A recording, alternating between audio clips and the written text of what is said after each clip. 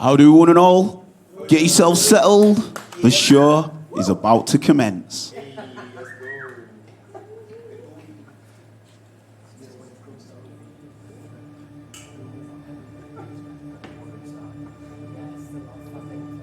To these Juice Studios, make some noise!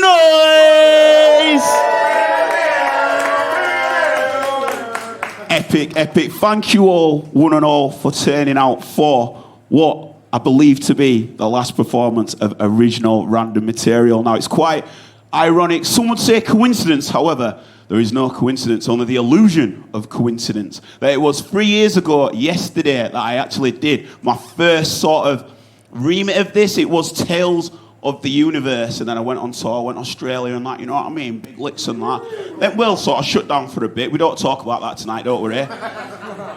And then here we are again, you know what I mean? So it's quite nice in its new reincarnation, which is original random material. Now, before I get started, what I want to do is, with it sort of being like an anniversary in some sort of sense, you know what I mean?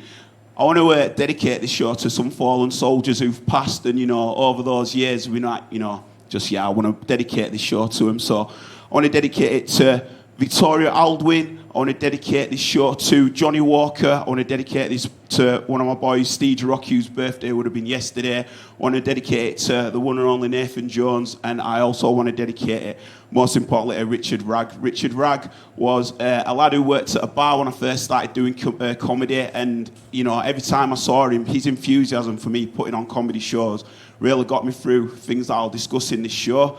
And I always let him know that he was a massive part of my life, and I just wanted his friends and family enough to ever see this, that he made a massive significance to where I go. So this show is dedicated to them. Cheeky shot, yeah, Sheffield. Get it down, you big lad. Spilled most of it, fucking hell. Slipping on that, that's going viral, isn't it? Shoop, doop. Spill is his snort. So, what I want to start off with is just a few fundamentals, sort of house rules here and there. Do you know what I mean? Make you send it home, you know what I mean? Get over one up, lad. So, first and foremost, right, bar is open. Feel free to get up when you want to go to the bar. That's all good. Now, I'm not one of those comedians who's going to be like ripping you if you get up and go to the toilet or bar. We're all adults, you know what I mean? You know what I mean? I'm not going to rip you. However, what I want is, in respect and in return, is zero heckling. Like, honestly, heckling is outlawed at these gigs. The reason being is because the style of comedy that I do, it's beyond comedy, you know. In Liverpool, it brought one lady to tears of joy. It did. In Australia, in Sydney, it got a standing ovation. So if none of those happen tonight, it's not me, it's you, yeah? Also, it's been described as life coaching comedy or laughter with love. Because I do believe, right, that there is a power and strength to comedy. In fact, I believe that humour is our sixth sense. I believe that common sense is our seventh sense, but that's on its way out the window, but I'm going to bring it back.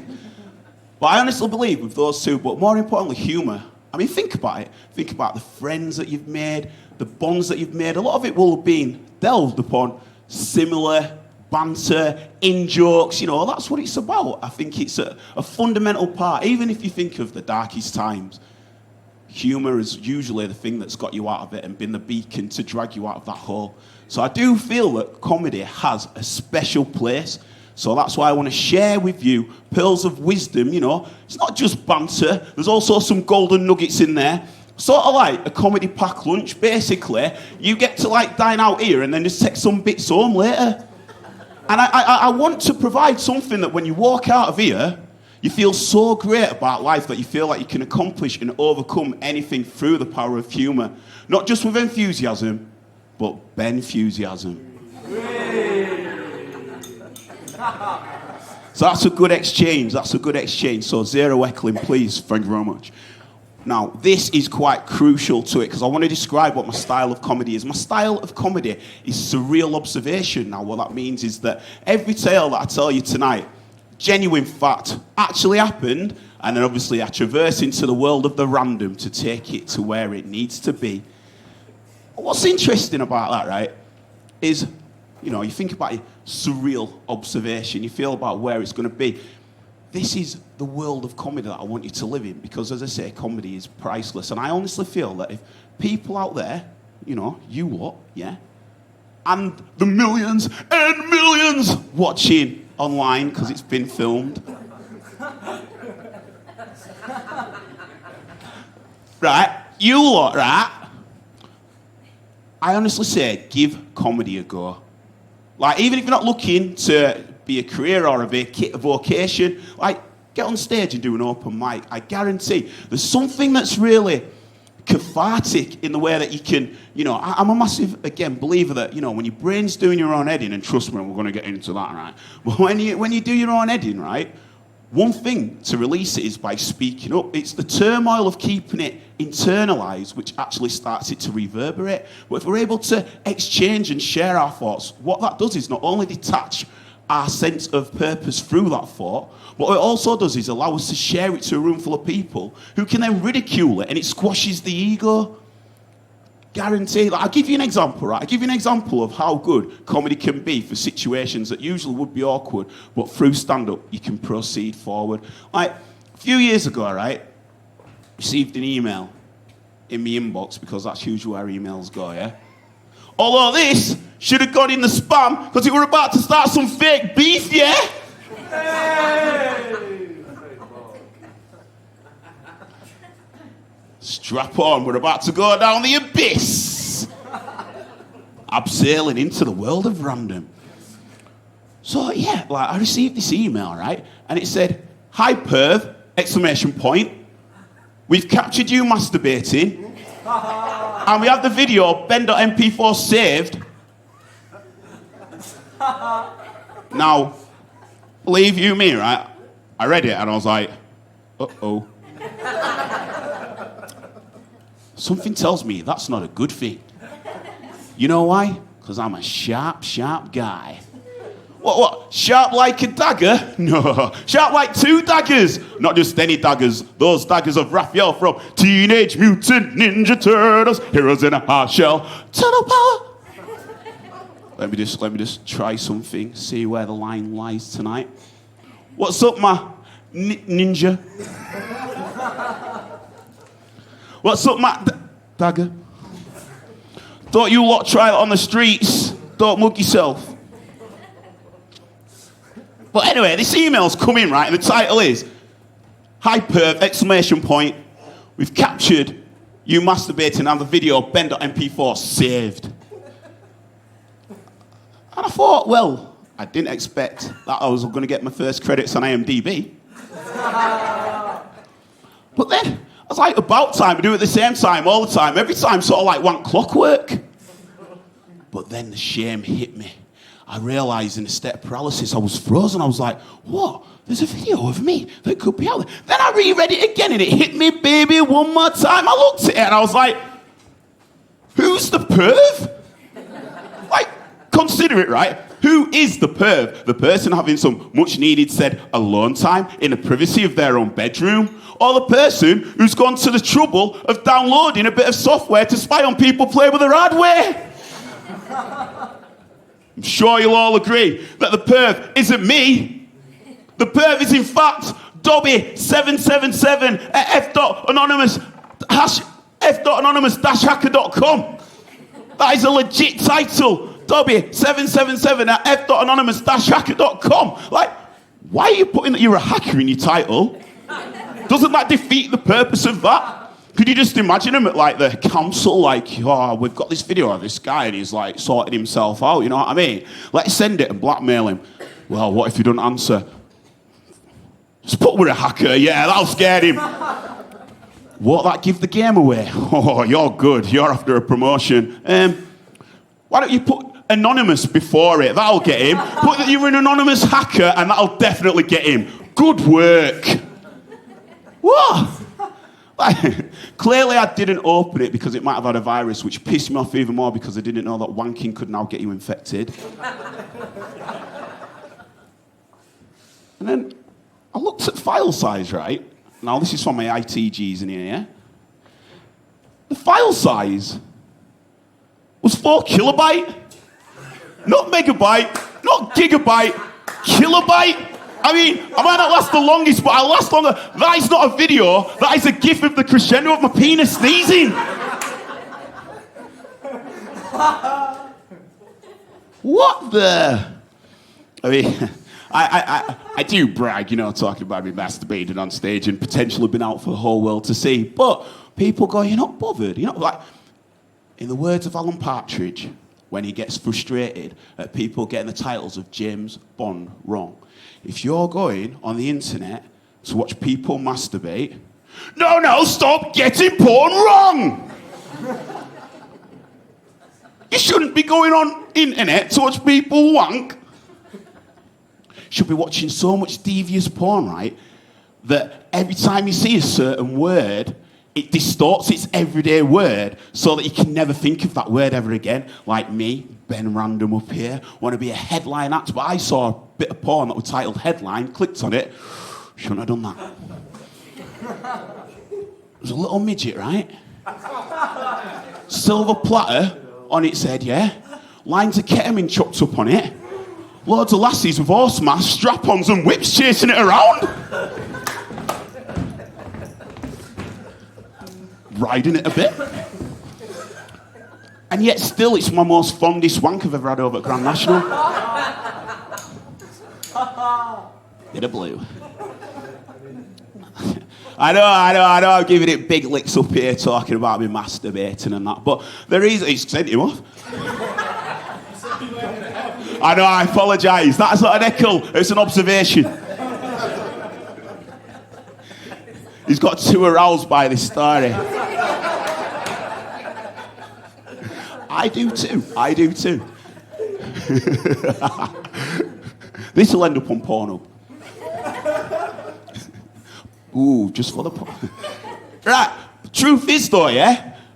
I know I act like really like facetious up here, you know, like on about me like wanking and that, you know what I mean? And a lot of people go, well, you know, you're giving it big licks and that, but aren't you bothered that there's a video out there? Like, look, I suppose if you had like responsibility like kids and that, then maybe, but I'm sure if you click the video, you see what happens to my prospective offspring.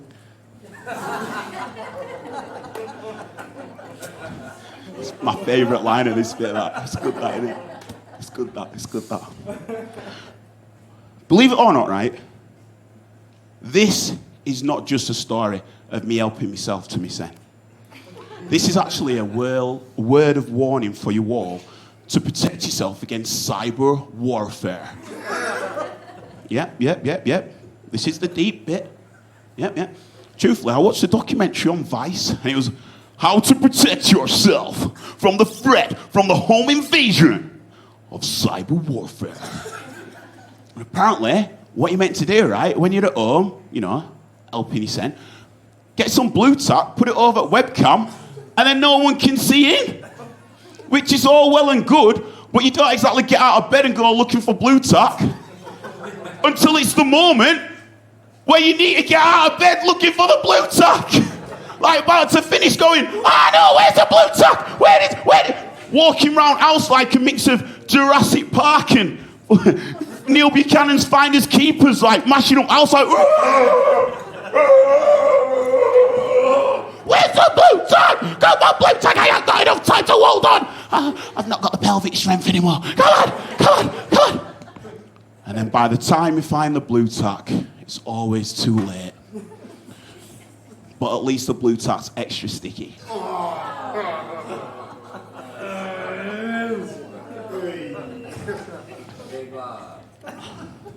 Now look, right. Clearly didn't open the email. A couple days later, I forgot about it. Get a follow-up reply, say what you want about them, but they're good with their admin. This time, it was from Edmundo at f.anonymous-hacker.com. And this time it read, hey Ben, we've warned you. Open it, or else. Like, what? Like, what sort of threat is that? That sort of threat that a parent gives you, like, have you done dishes? No. Have you opened that video of you wanking? No. Well, get to your room so we can film you again. What? And also, right, Edmundo is definitely the name of someone who does that type of behaviour, isn't it? Like, imagine you're at an house party and, you know, you got a mate who's bringing another mate, trying to get him into the circle, which is risky anyway, you know what I mean? So they've got to give him a big spiel, big licks, big story and that, like, yo, my mate's coming. Yeah, this is Edmundo. He wants to win a Nobel Peace Prize. Yeah, what he believes is there's something that we're overlooking in the relationship between photosynthesis and the carbon dioxide and oxygen when they meet. So when the sun actually hits the plant, gets absorbed down, if we extract into the actual root and remove the liquid and examine further, I'm sure what we'll be able to do is find a relationship and correlation between the two, which will then help us make more better plant-based medicine, which will wind out and phase out the greedy pharmaceutical companies and means that we can make more affordable healthcare for everybody around the world. What, Edmundo? No, he likes to spy wank. And all right, I'll level with you, right? The reason why I'm just like not arsed is because we do more embarrassing shit when we're at home than that. That's what home's there for. To do embarrassing shit with loved ones all by yourselves. Like, full disclaimer, when I get out of the shower and it's a bit cold, what I like to do is try to slap it against my thighs. Make that nut. And sometimes try to get it going that way. Try to get it going that way. Another Alan Partridge reference. That's 2 in the first 10 minutes. Could we get a third? Well, I did say Jurassic Park, so I guess that's the hat trick. Back of the net. You know, the first bit that you want to take home in your doggy bag is this bit now. Lads, if you've not got the rhythm to slap it against your inner thighs. You know the song Apache by Sugar Hill Gang? Put that on and it gets you to the beat like boom, boom, boom, boom, boom, boom. Sato, jump on it. If you walk in and find your partner doing that, thank me later. On the real though, tonight's not all about me wanking. Tonight is about what is reality. And if the reality was that it was just me wanking, then there'd be no reality because there'd be no life. And I had to put that there first because it comes first.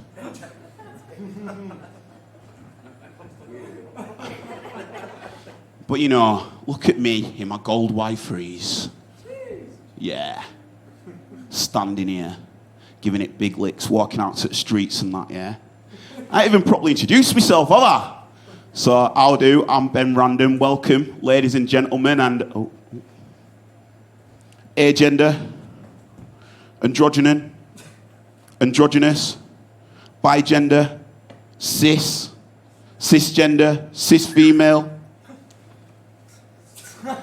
cis male, cis man, cis woman, cisgender female, cisgender male, cisgender man, cisgender woman, female to male or FTM, gender fluid, gender non-conforming, gender questioning, gender variant, gender queer, intersex, male to female or MTF, neither, no, notorious, non-binary, other, pangender, trans asterisk, trans female, trans asterisk female, trans male, trans asterisk male, trans man, trans asterisk man, trans person, trans asterisk person, trans woman, trans asterisk person, trans feminine, trans asterisk woman, transgender female, transgender male, transgender man, transgender person, transgender woman, trans masculine, transsexual female, transsexual male, transsexual man, transsexual person, transsexual woman, two-spirit.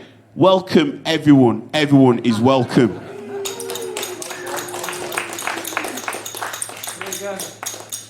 I mean, I'm sorry if I missed any out there, but 57! That's a lot! 57! Especially when I thought the whole purpose behind it was to be breaking down stigmas and labels and titles. But one thing about reality is you've got to look at things from other people's point of view, from their perspective, from their shoes. Now, imagine you're on a planet filled with almost 8 billion people and you've never really felt an ownership of your identity. You've never felt a calling of who you are, ever felt something that you could look in the mirror and recognize yourself, then all of a sudden there's a term that epitomizes exactly who you are to the very fiber of your core soul. All I'm saying is, I'd want motherfuckers to call me by what I want to be called by as well, you know what I mean? And also, who is anybody to tell anybody how to be anybody? Let me get some gun fingers on that. Come on. Let me rewind that. Come on. Who is anybody to tell anybody how to be anybody? Come on.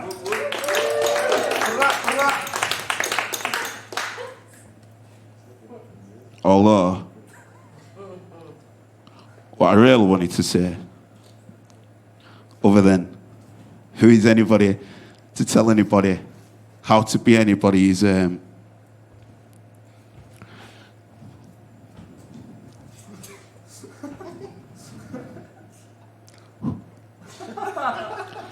are we really to query a queer? Who are we really to query a queer? It's fun to say. Listen to the cadence. It's got great alliteration. Who are we really to query a queer? It's a bar. If Jay-Z were like, yo, B, who are we really to query a queer? Hove. Sell out Madison Square Garden with that shit. But look, you feel the tension in the air. But don't worry, I've done my research. I've got this. It is true that in the 1800s, the term queer was bandied about willy-nilly as a derogatory term against the LGBTQ plus community. However, that community in the 80s looked to reclaim the word queer, to reintroduce it within their community so that it could be empowered, which they were successful in doing, which is why we have TV shows such as Queer Eye for a Straight Guy showing that they were successful in reclaiming the word. Which means, stop having your thumb up your ass and laugh at really query a queer because it's allowed to be laughed and it's fun to say. But it is interesting, isn't it? Like, you know, when you consider what actually does offend. And also, right, I don't know how you come up with, like, genders. Do you know what I mean? Like, I don't know if it's done, like, a World Cup ballot, like, every 4 years. You get to put forward, like, your choice. But if you do, willy-nilly's definitely got to be in a run, hasn't it? Willy-nilly could definitely be a gender, couldn't it? Like, I'd see some willy-nillys like, willy-nilly, silly Billy. But that reaction was priceless. It was beautiful, and it's exactly what I wanted. Because as soon as you fear something and you feel like you should be offended, you're on the ropes, aren't you? You're like, oh, what should I do? Like, should I laugh? Should I not? And it puts you in a bit of a situation. And it's the same if you say something and unintentionally offend someone. Like, I'll give you another example. Like, I was performing stand-up comedy at Bradford Uni. Shout out the BD bits, you know what I mean, yeah? BD4 to BD6, Whipsy Massive, yeah. Come on, you know. True ends. So I've turned up, as you can tell, a bit late. Timing's not my best. BMT, Black Man Time, standard. So I've rocked up, and I've got to go into a room I'm going to do comedy, and someone's just pulled me to the other door, and as I've looked through, what I saw, in the words of them people, was a sight for sore eyes. I've stared through, and what I saw was 300 international students, and they were from the African Christian Society. And the vibe was sick. Like, you know when there's a vibe, you just know there's a vibe, and I wanted to get involved. So I opened the door, and I walk in, and never mind DC-10, this was like BC-10. I looked at Dex and Jesus Villalobos were spinning a 15-minute tune. Looked at bar, there were a few people who were trying to, like, gather together 25 euros to split some holy water. Looked at the other side and I saw someone double dropping some communion bread. It was proper going off, man. Scenes. So I was like, fair enough, I want a bit of this, you know what I mean? So I went to find the compere and I told him what I do, and the compere decided to give me the mic right there. Cheers, Paul. Weren't ready for that, but okay. Music winds down. Cheers, Jesus Villalobos, for that, Paul. Now I've just got a room full of African Christian Society students looking at me confused as fuck, not just about their life choices, but wondering why I've got a mic. So I've gone, hey up everyone. Once you've finished having a laugh here, there's a comedy night next door. See if you want to have a laugh there later. Gave Mike back to compare, and then they carried on. And honestly, when I say it was like being on the set of Sister Act 2, what they did, like, it was like, oh, happy days, oh, happy days, oh, happy days, oh, happy days, when Jesus was, when Jesus was, when Jesus was, when Jesus was, when Jesus was with his people today. Oh, happy day. Yeah, yeah, yeah. Who down with G.O.D.? Yeah, you know me. Who down with G.O.D.? Yeah, you know me. Who down with G.O.D.? Yeah, you know me. Who down with G.O.D.? Everybody.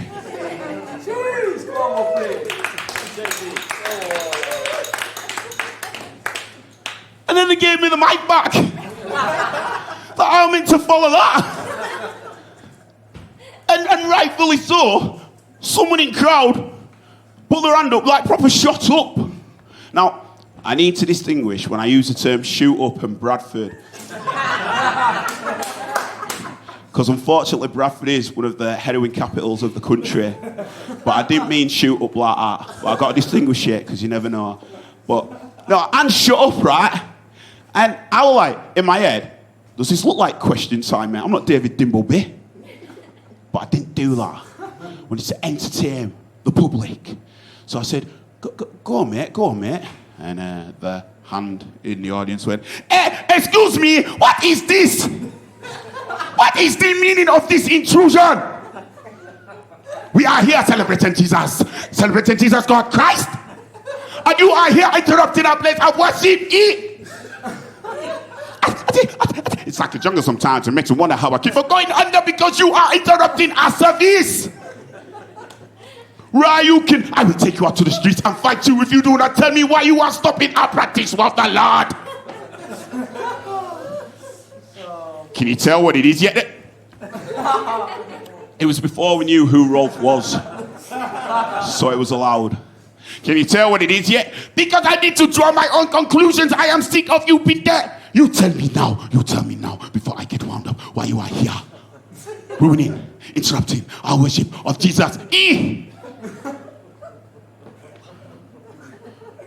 I was flummoxed by that.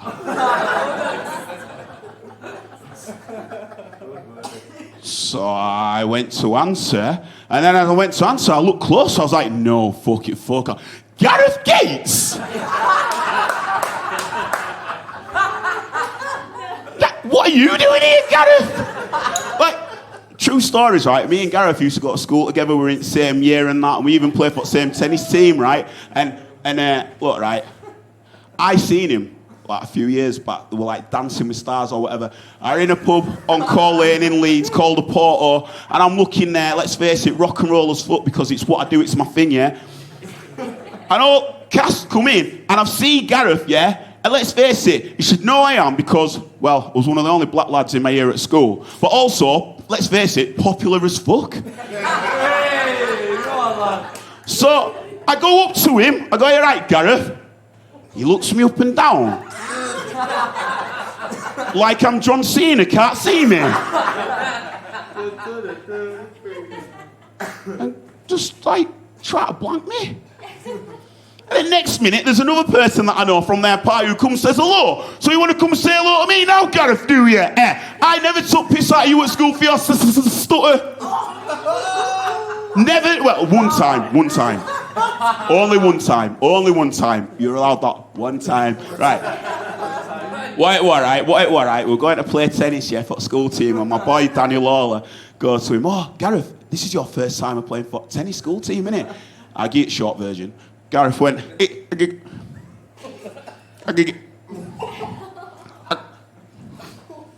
yeah. And then, without missing a beat, Lawler went, "Well, you won't be able to say that again, will you?" But he didn't get it, so he tried to answer again. And he went,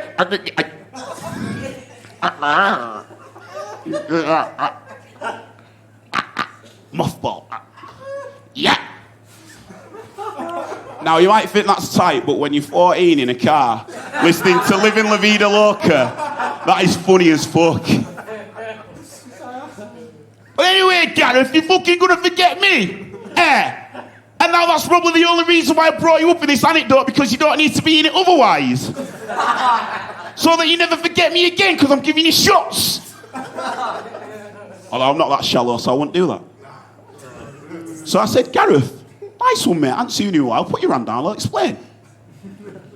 So what I did is I went to describe what my style of comedy is, and I've got superhuman powers, which is, what I like to do is, when I think of the most random thing, I clear my mind like an Etch-a-Sketch.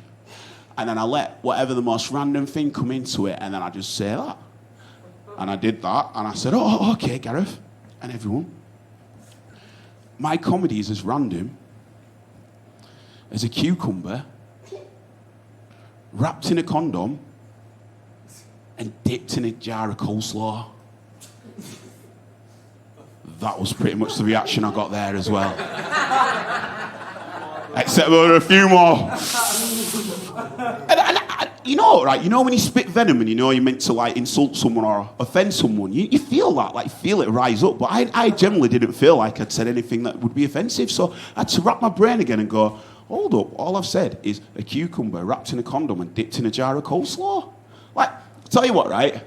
You lot, bit judge, right? Like, close your eyes. Close your eyes. Every now and then I like the audience to picture my jokes. Close your eyes. Close them. I can see you all. Close them. Imagine, right? Right long schlong of a cucumber, yeah? And in it, you've wrapped a condom over it, yeah? Oh, stop it. And you've dipped it into a creamy, wet, steaming moist jar of coleslaw. And not just any coleslaw. Marks and Spencer's coleslaw. Right, open your eyes.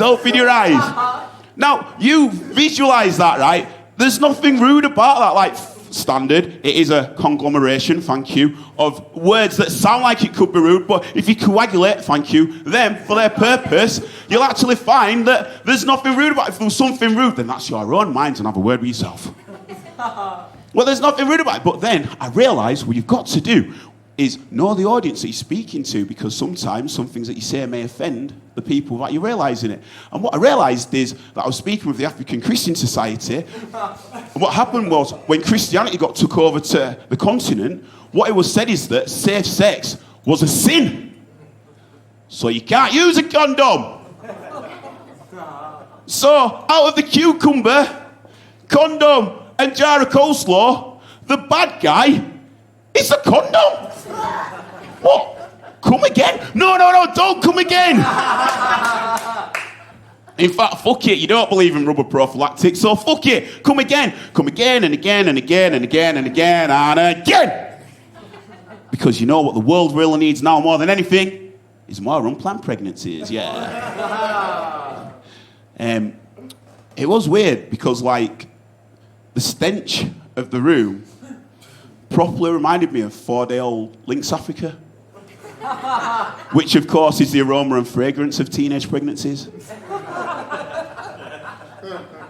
But it knocks your confidence sometimes when when people take offence, you're not meant to. Like, for the next few shows after, I don't do any bareback banter. Honestly, I just practiced.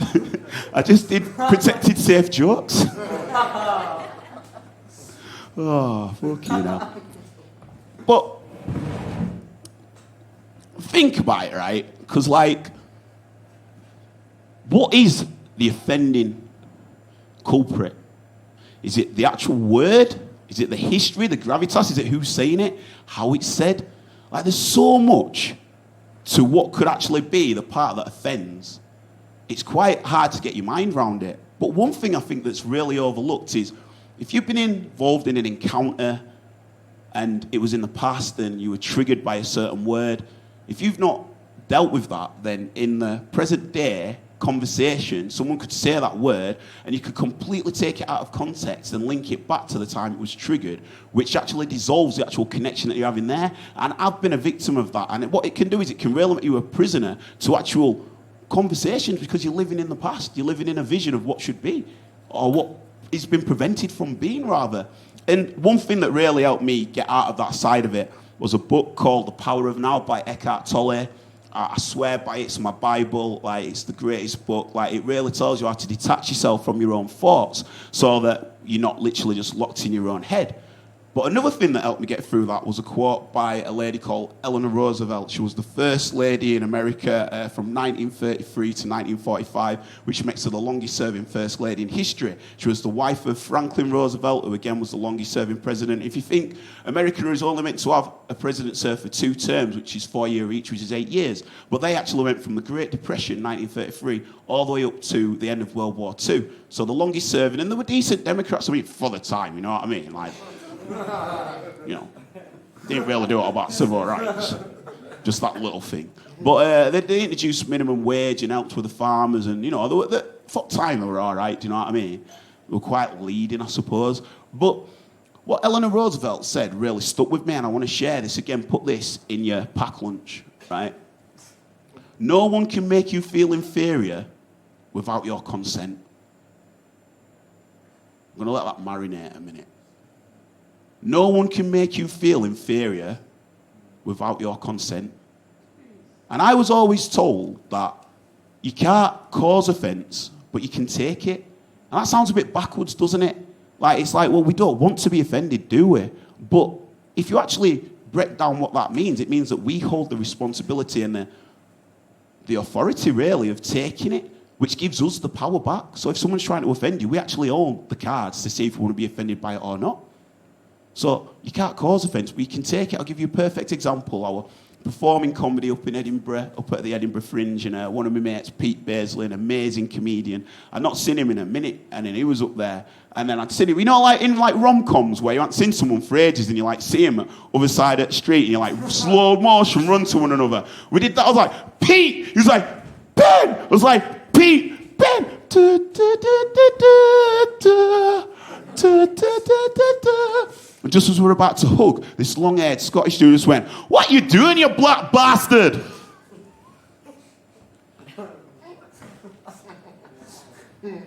Wow, indeed. So everybody around me were ready to kick the fuck off. And potentially rightfully so, but it's not in my nature, I'm a pacifist, you know what I mean? And I felt like there was more of us.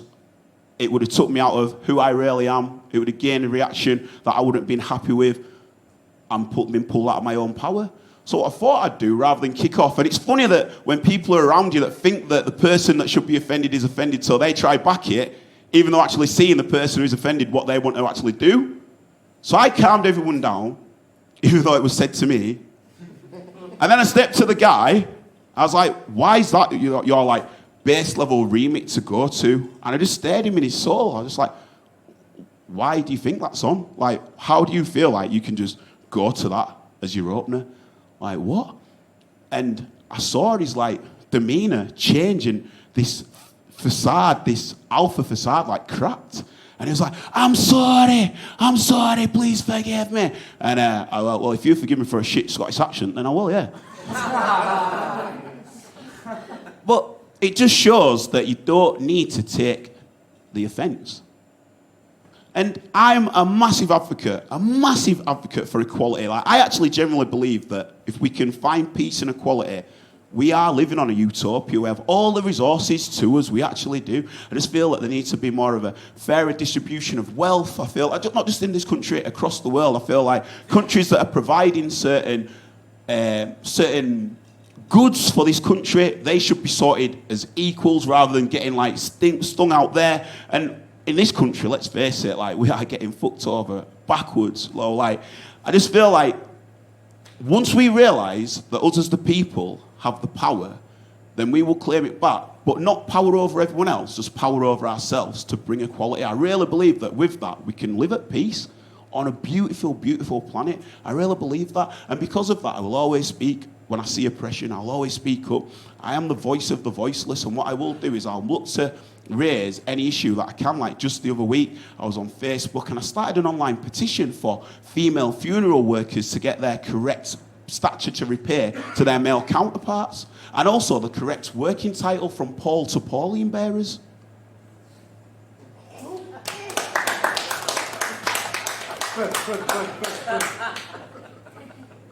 But then it starts, doesn't it?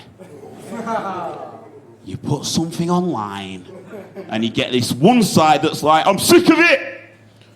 Trying to change everything all the time!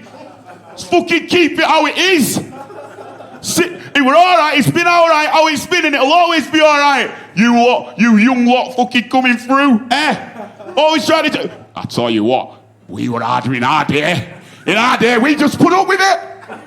You put up with it! Don't need a church! Then you get the other side that's, well, I don't feel that a vocation should determine somebody's gender.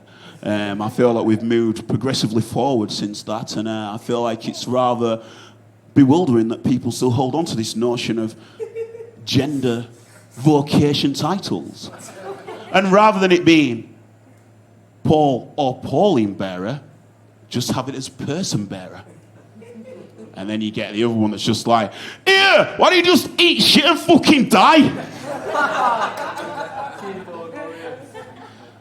And of course, that's the one I reply to. And I'm like, all right, I hear you, but if I do that and die, who's going to bury me? A Pauline or a person bearer? That's what I'm trying to find out.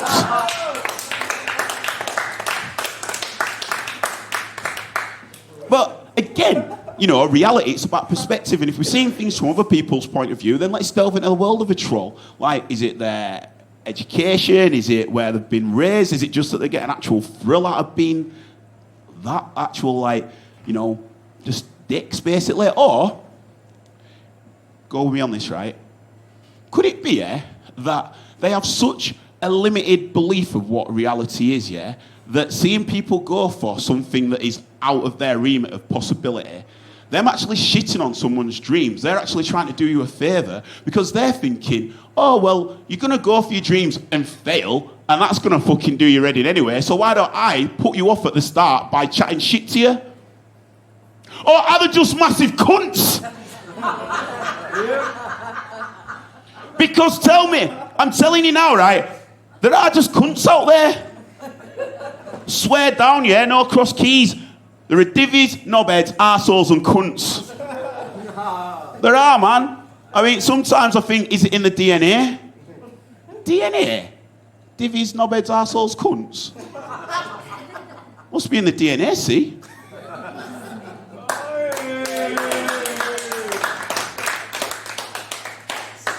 Bars.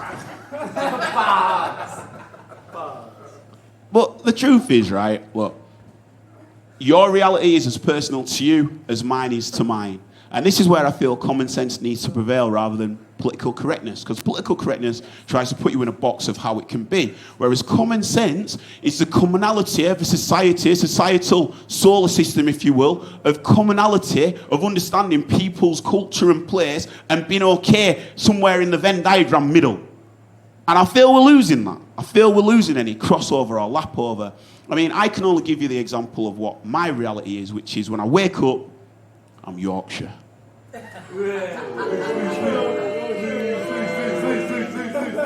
When I go to sleep, I'm Yorkshire. And in between, I'm Yorkshire.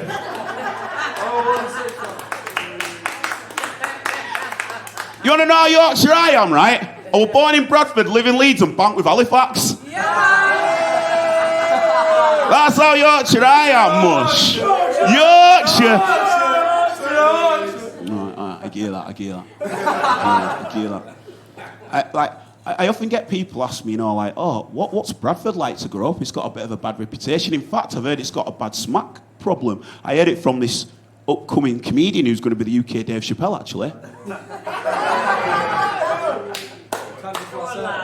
With candy floss hair. Banter that's edible. And I looked and I went, Do you know what? Fair. Like, I would describe Bradford as like the last that I lost my virginity to. In a sense that she's let herself go and smells a bit funny. But every time I'm around her, I can't help but get lost in nostalgia and her aroma. And truth is, I get to go about when I want and dip in and out and no one finds out. And that is true love. Just check my pencil case. True love never dies. TLND. IDSC, if destroyed, says true. Now, I'm guessing there's a few Northerners in the room. Now, what really like grinds me head, yeah, is like I've lost a lot of my mates to Dubai, London, and Australia. Like they're the vacuum of my friendship groups, right? And when I go and visit them, the fucking accent's watered down. Good job, I'm a pacifist. Liam Gallagher, what you doing? Proper term, my black Liam Gallagher on, what you doing? And the thing is, right, like, when I get further than Doncaster, I turn this up. It's hard to believe, but there's more of this. There's more Yorkshire within this. This is light back, this is diet Yorkshire. When I reach London, it's like I'm sticking a flag in the moon going, Yorkshire, baby! I become the last bastion saint of Yorkshire, here to protect the realm of manners and politeness and the capital of chaos. Like, the amount of extra polite things that I do in London is preposterous. Oh, excuse me, love. Would you like a hand with that pram downstairs? No, mate, there's escalators. Don't worry, I'll help you for an hour around different tube stations. And at first time, I'll never forget this first time I went to London, right? Everyone was like trying to rush onto the fucking tube and that. Wasn't until a few times I've been going after, there's another one that comes in 3 minutes. You're doing your psychos, can't you send down? Absolute ballistic behaviour. It's fucking chill mush. But first time I didn't know, so I've helped this lady on with pram. I've been carrying it around for a few hours and that, right? Help her on, and then I just stare at background. Oh, please, hold the tube doors. So I did, I went, ugh. I went, quick, run, slide through my legs or roll through. You can make it look like Indiana Jones. And then I heard somewhere on tube, this voice has just went, oi, get away from the door, you fucking cunt. And I processed what was said. And I knew that they weren't a Chelsea fan because they didn't insert the word black anywhere in that sentence.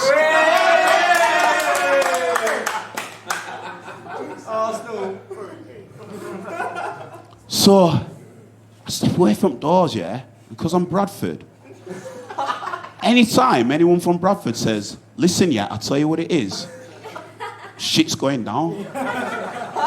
So I go up, yeah, I go, listen, yeah, I'll tell you what it is. Has someone got their tubes in a twist? Ooh, shame it when your mum's fallopian ones has prevented a dick like you falling out.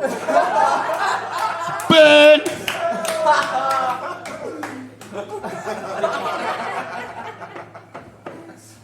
That's what I thought. That's all I wanted to say. Yeah, no, you can do that, but I'm the last bastion saint of Yorkshire, here to protect the realm of manners and politeness in the capital of chaos, aren't I? So I couldn't kick off. So what I did is I crumbled a bit and went, sorry, mate. Sheepishly made me way down. Anyway, got my hand up, right?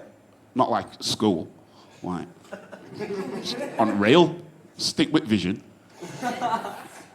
Still thinking about that pencil case IDST, aren't you? So anyway, I'm on tube, right? It's tea time. Now, what strikes me is that I have to sometimes explain that tea time is like rush hour or like the time of dinner because there's certain people that don't know what tea time is. How do they get through life? How do they even eat in evening? What? How do you not know what tea time is? Divvies. So anyway, I'm holding on, right? I'm holding on like George Porter. Holding on. Got the wrong song reference then. Julio Bashmore. That's what I mean. George Paul with disclosure. Full disclosure, I messed it up. But I got it back. So anyway, I'm holding on, right? Holding on. And it's tea time.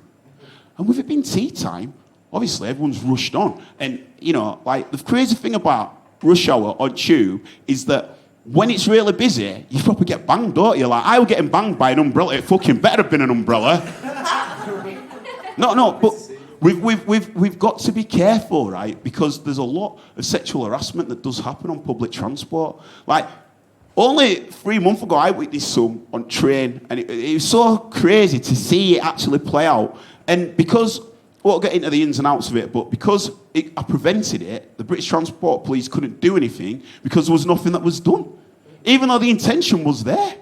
It's fucking crazy. But the stuff that happened, like, you know, like the tube rocking, like, oh, it's rocking. Sorry, love. Oh, there's this new one that's called, is it called upskirting? Basically, it's if a lassie sat down, you just like try to take a photo, like, what the fuck? Like, or just sat across someone and just intimidatingly staring at them. You know what I mean? Trust me, there's creeps on these streets and we need to wipe out these Edmundos. Do you know what I mean? We need to be visual. We need to be visual and help. We need to just, you know, just keep that in mind and just clock it. Do you know what I mean? Because there's more of us than them wrong-uns. So we need to make sure. But anyway.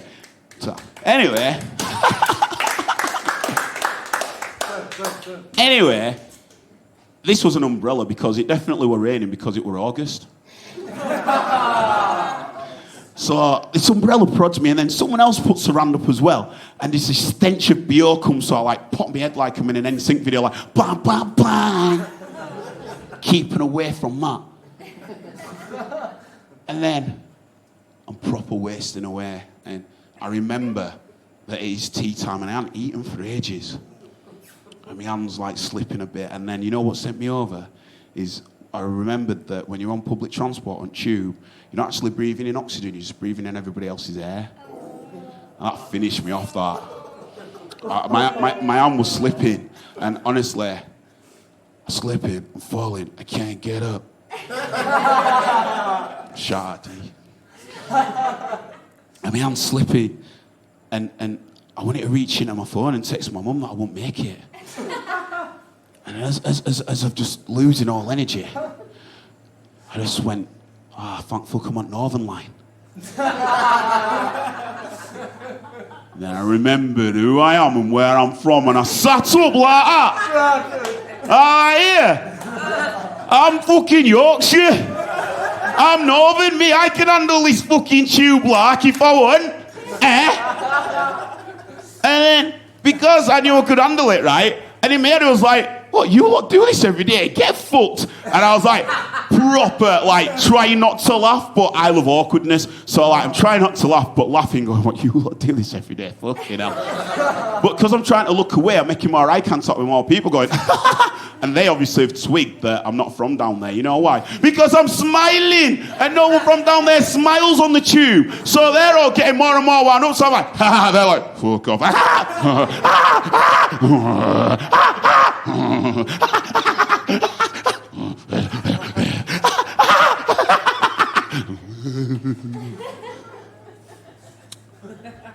And it's a great metaphor for life, because at that moment the tube is the planet. We're all in the same reality, going on the same journey but different destinations, and we're even thinking the same thing. I'm thinking, what, you do this every day? Get fucked. And they're thinking, yeah, mate, we do this every day, but don't rub it in, get fucked. And that is the power of perspective. Seeing it from everybody's point of view and seeing that you can see the same thing completely different. And also, that is the truth of why northern folk appear more friendly down south. Do you know why? Because we don't have to do that all the time. And if you don't believe me, then you should. You know why? Because I'm the last bastion saint of Yorkshire, here to protect the manners, the realm of manners and politeness in the capital of chaos.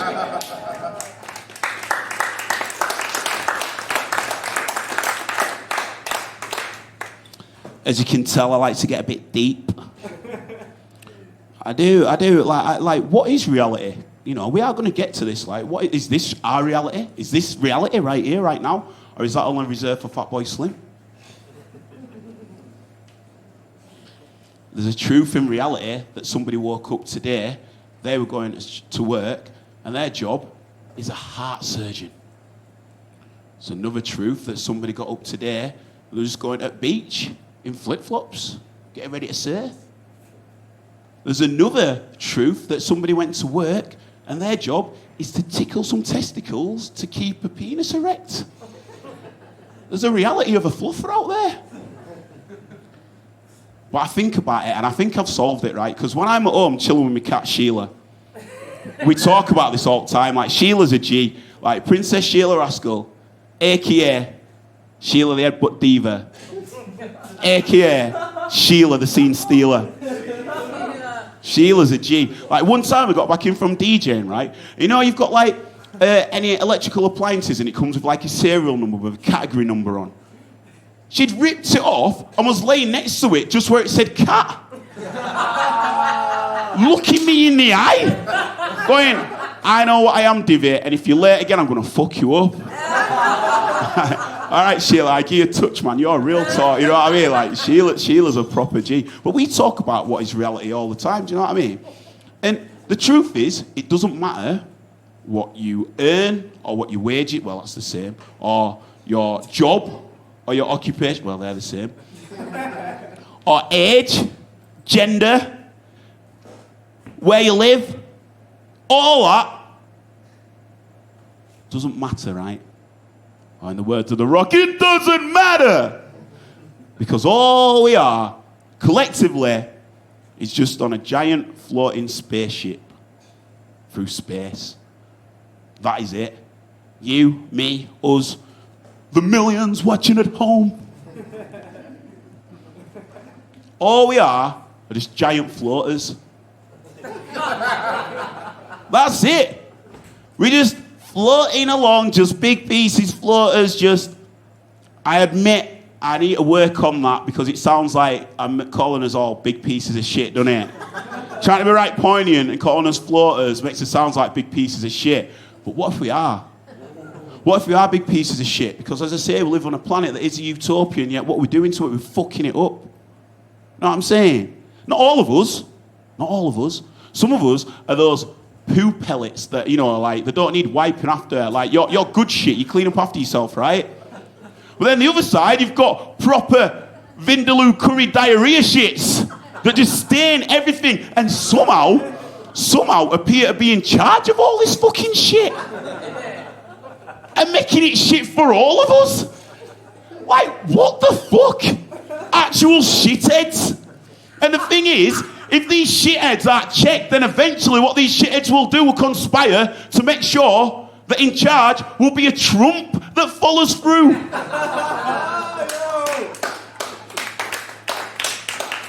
And if a Trump follows through, then surely the things that Trump stains could be in our civilization for generations to come.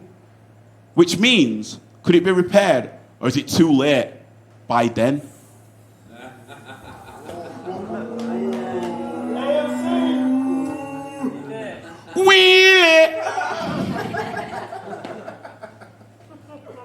With a Trump in charge, making skid mark stains that could be with us for civilizations, is it too late to clean up that mess by then?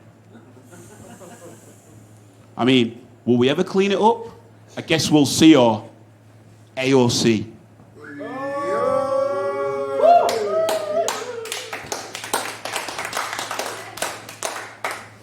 Shout out Bernie as well. Can't quite fit him in, but he just needs a shout. But look, right, as I say, I get deep, and I like to think of deep stuff like the mysteries of the universe, for example. So here's one for you, right? In Roman mythology, Mars and Venus had a kid. And Mars and Venus had a kid, and that kid's called Cupid.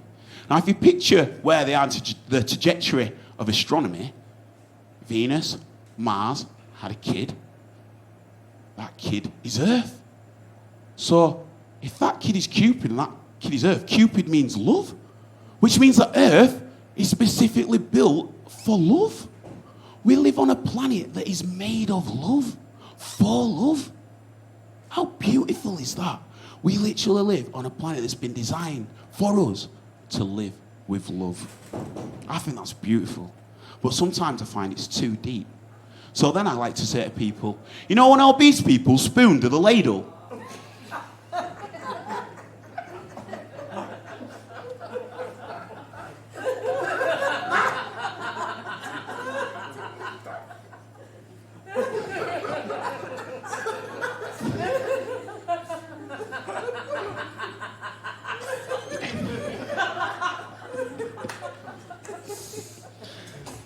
Or, if you imagine, right, if you mix the fangs of a cobra with a frog, wouldn't that make Mother Nature's greatest hybrid hole puncher?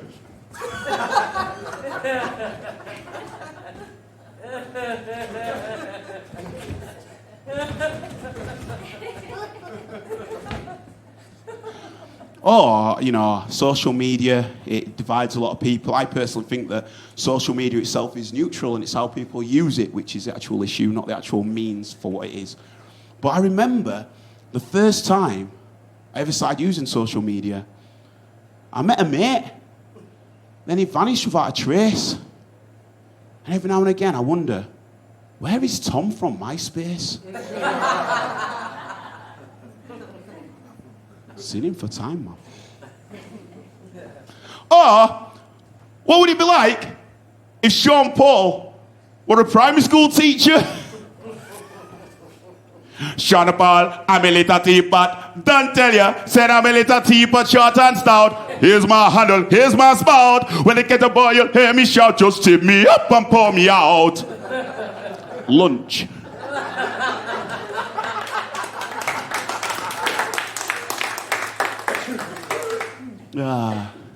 What's weird, right? Like, Sean Paul would be an incredible primary school teacher. I think he'd be a great CBBC presenter as well. I think he'd be right good as a children's presenter. And this brings me to TV because I'm not going to go down the rabbit hole of media because fuck that. It's already a long show.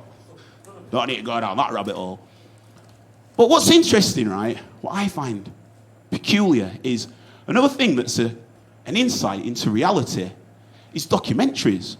Documentaries are incredible. The access that we get to other people from other continents, countries, and see how they live, how they manage their way of life. Actual fly-on-the-wall experience, sharing their experience and encounters. Good actual documentary for you as well. King of Kong, Fistful of Quarters. It's a proper good one, man. It like, when you're ever down, just put that on and Steve Weeby is the boy. Fuck Billy Mitchell. But right, what I find perplexing is documentaries have the title documentaries, and yet reality TV is given the title reality TV, which has nothing to do with reality. It's fucking staged. and I'll get into this, right? Because what winds me up is back in the day in Channel 4, late 90s, right? There was this thing called Comedy Lab, yeah? Comedy Lab was an institution of British television. What it was, up-and-coming stand-up comedians could pitch pilot TV shows, and if they were successful, what would happen is that they'd get made into a pilot, and if that got picked up, they'd make a series. Alumni from that, Peter Kay, his pilot was The Services. That got picked up, which then made that Peter Kay thing, and then out of that became Phoenix Nights. Get back, you bastard, I'll break your legs. Other alumni, Kay Van Novak, Phone Jacker, Face Jacker. Like, unbelievable talent that has come through that. But you think about it, there's a cost to it, isn't there? You know, you've got to pay the writer, the crew, the catering, location scouts, the actors. Like, there's so much, the cost keeps adding up and up and up. Whereas reality TV, you've probably got a boom operator, 2 cameras, and that's it. Just people who do alt to get on TV. Like, we've gone from fine dining entertainment to fast food junk TV. And the moment I realised that, right, was in the slot of when Comedy Lab would have been. 10 years later, you know what took its place? Dogs on Benefit. I shit you not, that's a proper title. Dogs on benefit. Dogs on benefit. Like, what? Like, I had to watch it because, like, what are those words that I've got to get? Like, reality TV is sort of like a cat's arsehole in the sense of it's always shoved in your face. You don't want to watch it, but every time you sort of look at it, you're intrigued by it and end up watching it longer than you should. And this is what this show were like. Like, dogs on benefit. Firstly, dogs have paws, not a hand with a thumb, so they can't hold the pen to sign the gyro. They've just not got the dexterity. And secondly, unless it's Rude Dog and the Dweebs or Scooby-Doo, they can't talk, so how can they process the transaction? Don't make any sense. Dogs on benefit. Madness. Madness. But it's not just all lowbrow. Like, there's a high-scale one which I'm going to share, and you might think, really? But I'll delve into X Factor. Now, X Factor, you might be thinking, no, that's a talent show. Now, listen. I've got no beef with anybody looking to attract their dreams getting on stage, you know what I'm saying? But the thing about that show that riles me is when it switches from the talent and it gets into the sob story, doesn't it? And then it becomes a popularity contest. I'm half expecting in a future series that we're going to a call centre and find 3 Indian Siamese brothers and call them the band Three Brothers Sing.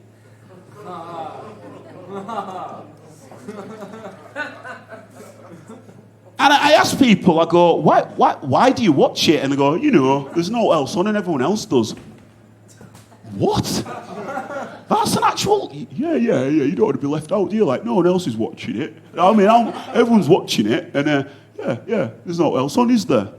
So you're watching something that you don't want to watch, that everyone else is watching, but they're only watching it because everyone else is watching it, even though no one wants to watch it because they don't want to, but they're only watching it because everyone else is watching it. So everyone's watching it, even though they don't want to watch it, but the only reason they're watching it is because they think everyone else is watching it. And that's the fact, because everyone else is watching it, they're going to watch it, even though no one wants to watch it.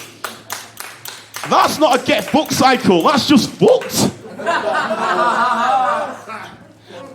And also, right, Einstein said, his theory, the scale of insanity is to do the same thing the same time all the time and expect different results. And the only thing that changes in that is the winner and a bit shitter show. Like, it's bonkers. So, look, I make you a promise, right? In a few years, I'll probably host it.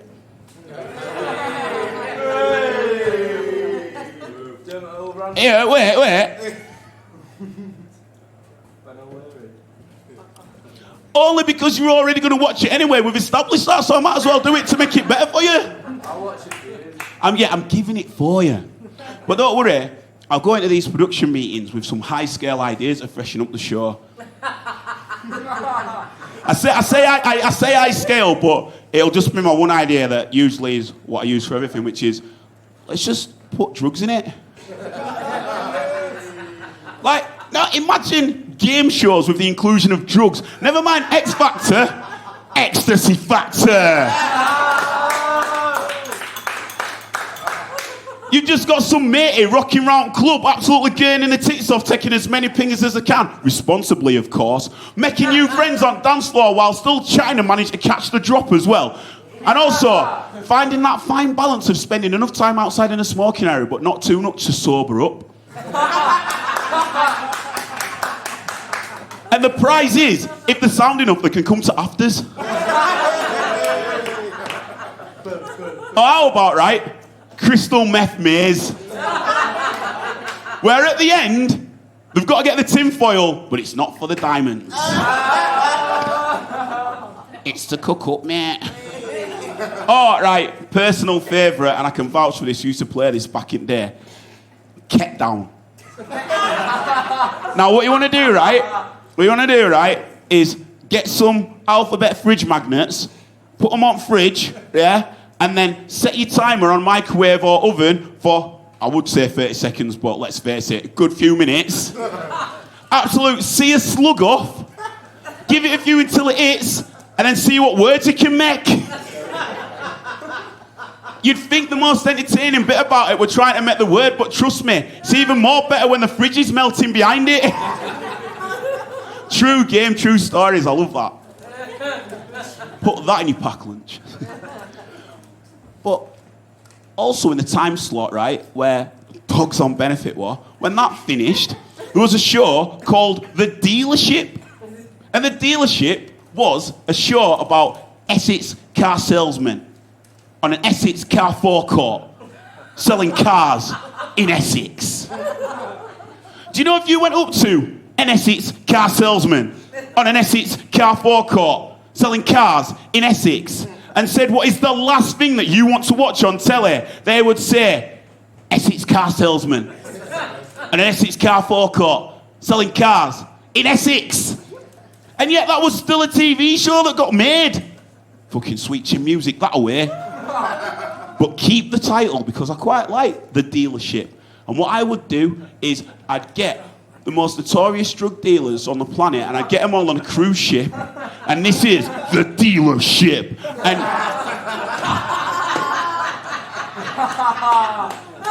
you see him cruising about for 10 weeks. You see him making factions, where they stash the drugs, how they smuggle the drugs on. You see who's double-crossing one another, who's conspiring. And when they get voted off, they just get deported. And it becomes so successful, right, that it becomes a franchise and then becomes made into a film. And all I know is that the main drug dealer is going to be played by Nicolas Cage.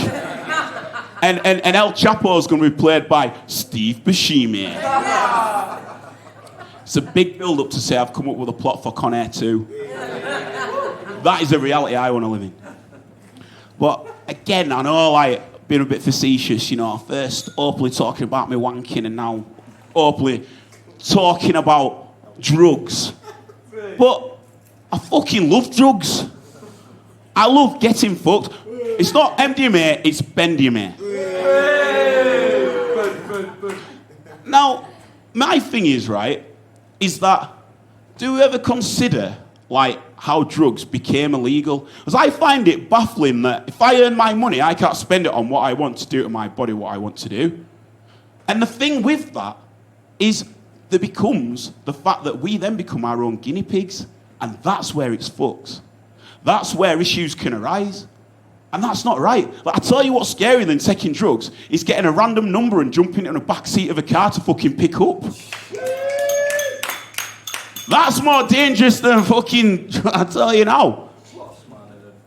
And especially when you think to yourself, how did drugs become illegal? Like, I always pictured and imagined that it was for our, like, health implications and benefits, but when cigarettes and alcohol are so readily available, then surely there's a bit more to it. And I looked into it, and before I delve, I just want to know, make some noise in here if you have ever touched any recreational drugs.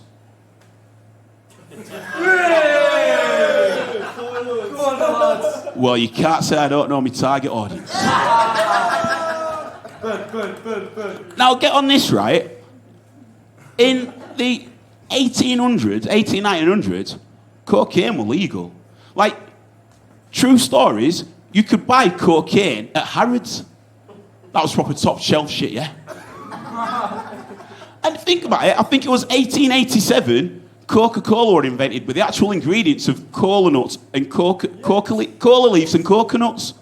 So, if it was so readily available, then how did it become illegal? And for that, what you need to do is look at the 18th century, so the 1700s. The British Empire went to war with China, and it was called the Opium Wars. And basically, it was a massive beef to see who controlled the power of smack. Like, you can call it colonising and all that. Nah, it was just a fucking drug feud where everyone took time to get over on a boat to jack each other's fucking smack.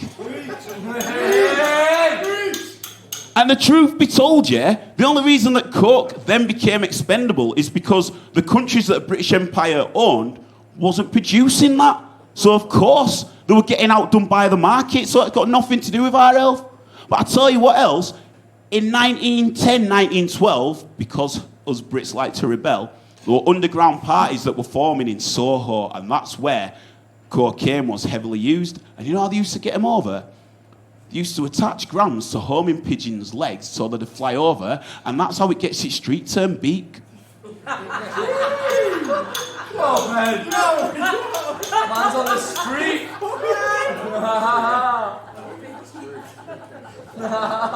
Now, right, if that's how coke became illegal, then how did something like cannabis become illegal? Especially when Queen Victoria, the longest serving monarch in British history, she used to blaze.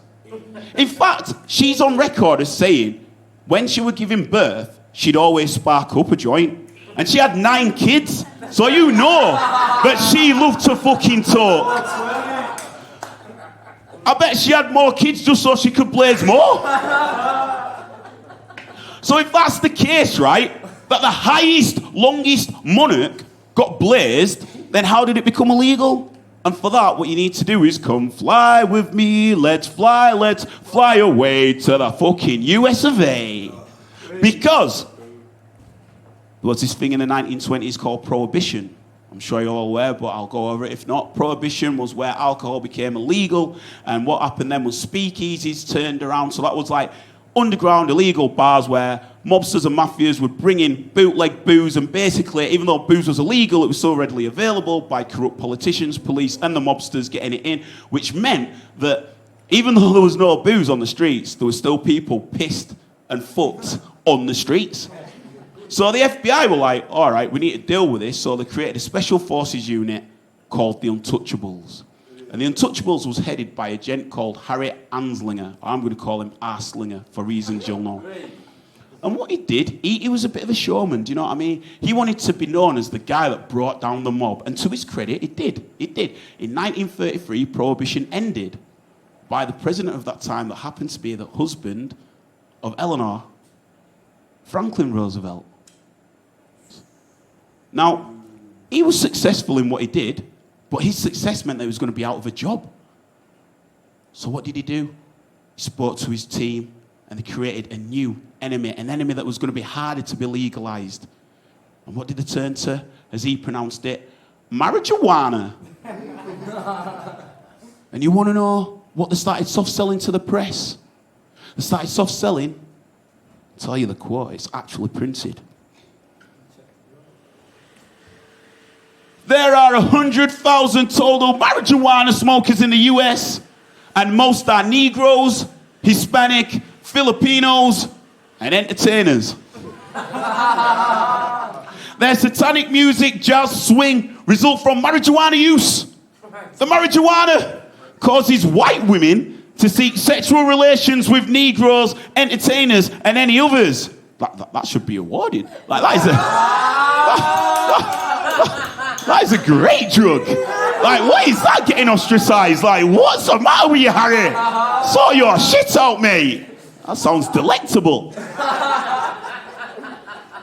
But they went further and started leaking more stuff to the press. Like, and honestly, I shit you not, Mexicans were coming over the border and sexually assaulting white women, so they needed to ban marijuana to prevent the Mexicans coming. Does that eerily sound scary, like an actual Trump stain? And you figure it out.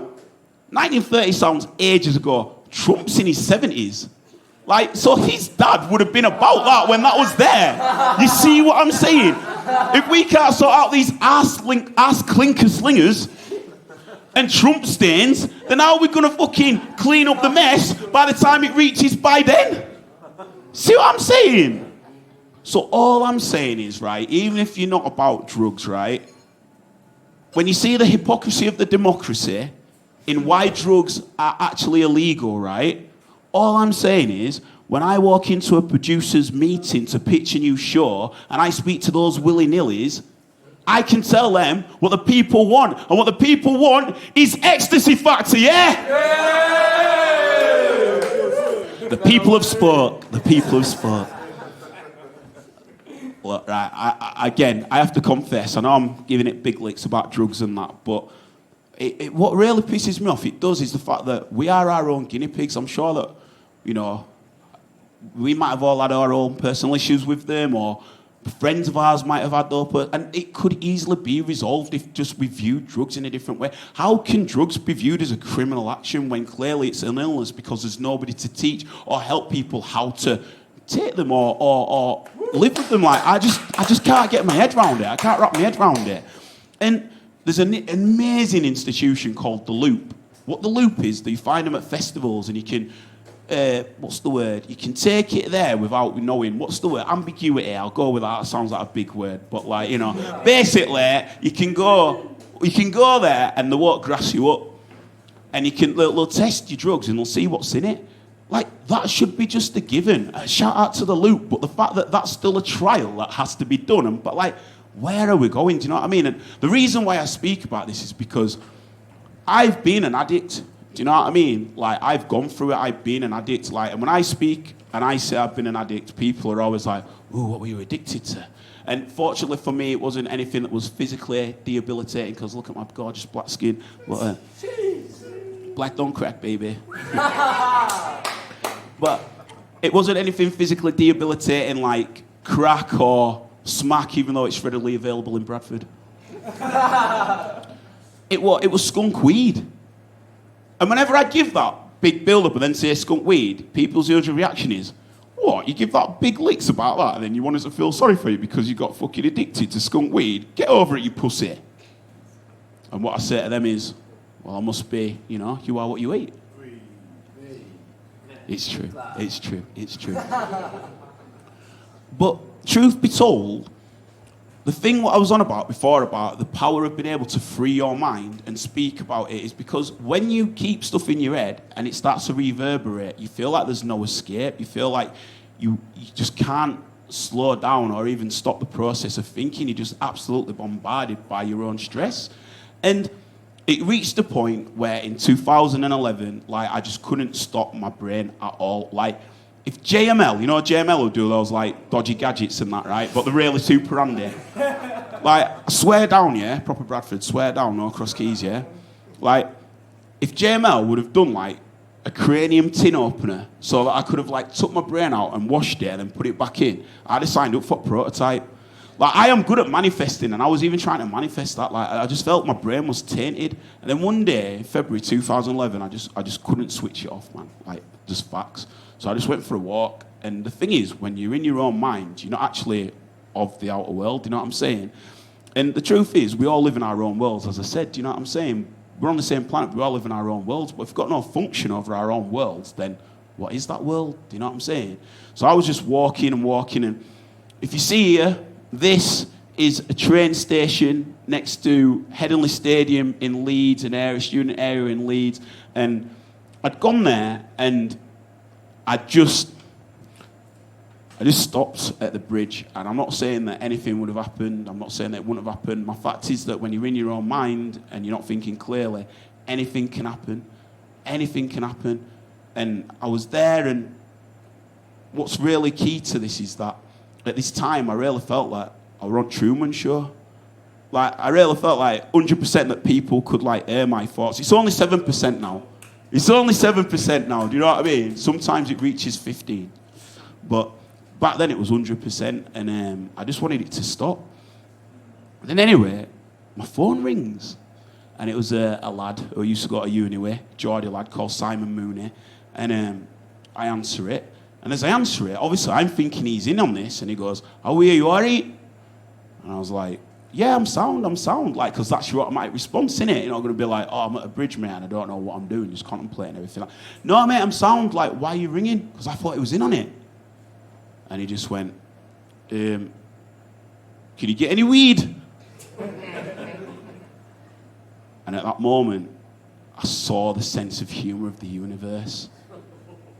I saw and I got what it was. Because it wasn't Mary Jane that got me in that position. It was my addiction, and I suppose it was my abuse of it in the end. Do you know what I mean? What turned out a great, like, relationship. Like, I still love Mary Jane. Like, I could skin you up a bad boy joint in a fucking heartbeat. I could caress her silver skin. I just can't lick out a roach.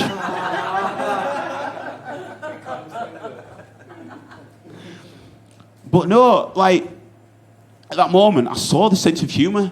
And I was like, okay, like, there's something in this, do you know what I mean? And what I later learned that it's called a cosmic giggle. It's where the universe presents you with something to see that, what the fuck, you've been insular so much, but when you break out of it, it's all just light relief. And I know it sounds crazy, because at that moment, what I was contemplating potentially doing to then just be snapped out of it like that, but that's the power of humour, and that is the power that we are able to give ourselves. And also, when I was going to take this photo for this press run, right, shit you not, my old weed dealer drove by and beeped. Not seen him for 5 years. Go to take this photo about this show to speak about that. He just beeps. I'm not going to say his name, but he knows he is. If you see this, I'm glad you're up on the road, man. Believe. Stay afloat, man. Respect. Now, I'd like to say that I were able to give up that day, and I never touched her again. But it took another 2 years. I remember the last joint that I had was May Bank Holiday, the second May Bank Holiday, 2013, and I hadn't had a joint since. But to get to that point, there was such a struggle. But the thing about being at rock bottom is that it's the safest place you can be, because all you can do then is build yourself back up. And the way that you build yourself back up is by backing yourself and believing in your self-worth and giving you that self-love. And that self-love comes from the smallest of steps. Simple shit like showering every day, do you know what I mean? Or just being hospitable to who you are and build yourself back up again, so that when people challenge you in the street or when people try to pull you down, who the fuck are they? They don't know what you've been, and they don't know the resolve that you've shown to fucking build yourself back up. So make sure that when you're building yourself back up, you back yourself, because face it, you are so important to everything that is happening on this planet. That is how important your world can be. Your world can make the slightest difference or the biggest difference to absolutely everybody that you come into contact with. That is how special we all are. And if we understand that, then that is beautiful, because we then see how our world can interact with one another to create this utopia, this harmony, and this equality, which we have all the power to possess once we can. It's really, really, really there for us. And I like to share it because I think there's strength in vulnerability, and I think the more that we're able to share, I know people, when unfortunately someone may pass for certain reasons and we're like, why didn't they reach out? It's not like that. It's not that easy. It's sometimes shame of, have I let myself down? Have I let my family down? I'm going to embarrass my family. Is anyone even going to listen? Like, to bring that. But the truth is, you can back yourself because you're worth it. Trust me. I've been there and I fucking got through it. And if I can, I'm here to tell you that you fucking can as well, because you're worth it. Fucking back yourself. Don't let no cunt pull you down. Believe you've got this.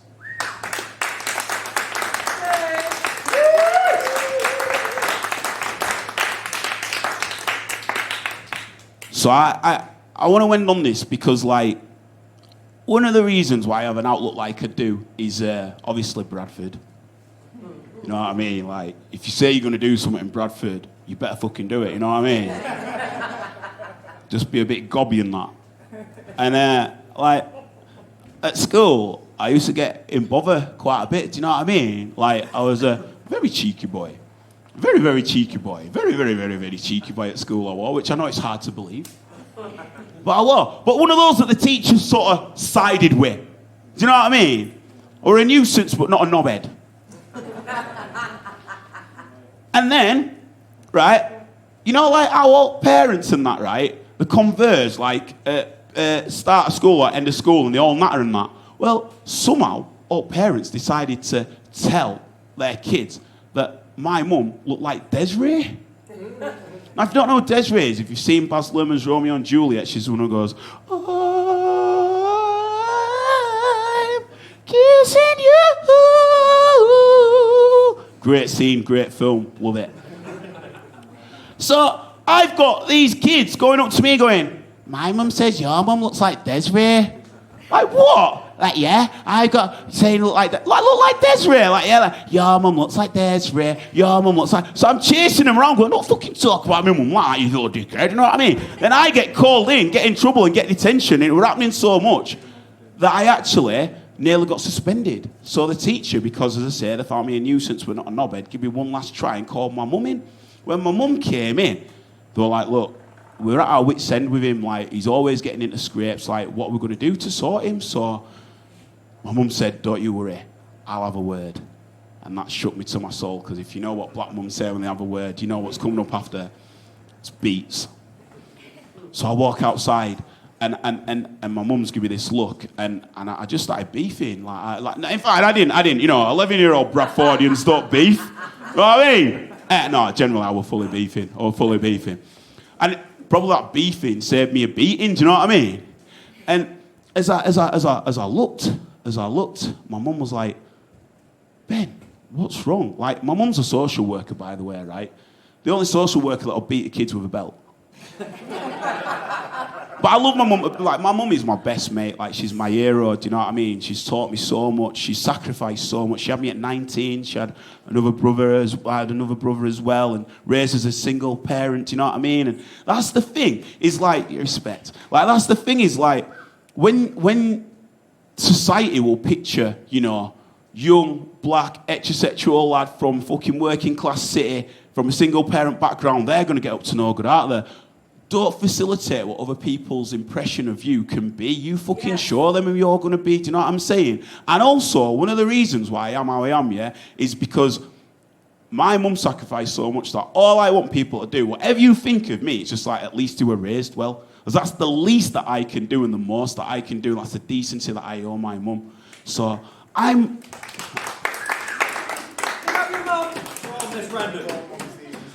Randomly, right, when you were on air, it was Martha Brown, and you were like, Martha Brown. It became a thing. Shout out, Martha. Right. But, right, so my mum's looking at me, right, and obviously I thought I'm going to get some beats here, but I started beefing, and she saw that it was genuine, and she was like, what's wrong? I was like, Mum, like, I don't know, I don't get it. I don't get what this reality thing is, I'm trying to live my life as a young 11-year-old Bradfordian and just getting picked on all the time. What is it? And she shared these words of wisdom with me, which I'm going to pass on to you all now for you to take in your pack lunch, so that I pray that it'll guide you in your life so that you can be stronger and face any adversity within your life and know that you are capable of more than you think you can achieve.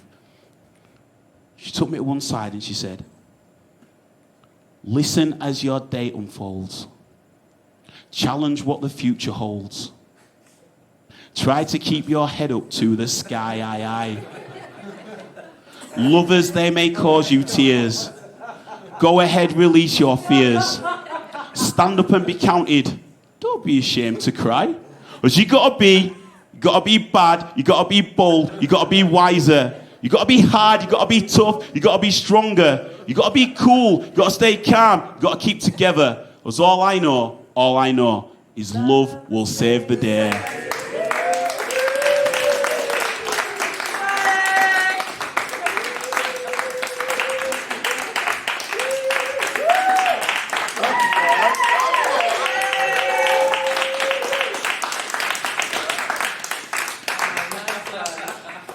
So that has been original random material, and that is a wrap. Before I exit stage left, what I want to say is that everything that we see around us, every single thing came from an idea, someone's idea. That's it. Everything that we see, that we come into interaction with, is all formed from an idea. We all have ideas all the time, but if we can clear our mind, then we can come up with the most purest, clearest, and manifest our ideas into reality. That is how important our thoughts are. They say that there's a speed of sound, they say that there's a speed of light, but what's quicker than that is the speed of thought. What's quicker than that is the speed of truth. What's quicker than that is the speed of love. The thing about it is, if we're on a planet with almost 8 billion people, and we're unique to everybody's journey, then believe that if this planet is here for love, then as long as we learn to love one another, and most importantly, love ourselves, we can achieve greatness, beauty in this utopia. So I wish you all very well on your way. Thank you very much for spending your time with me. It means the world. And I will see you down the line for another show. Peace and light.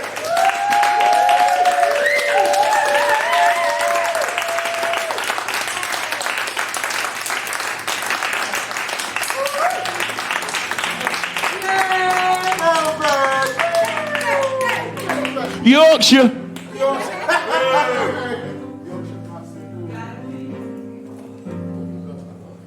guy that put Mike in. Yes. I'm the biggest joke ever.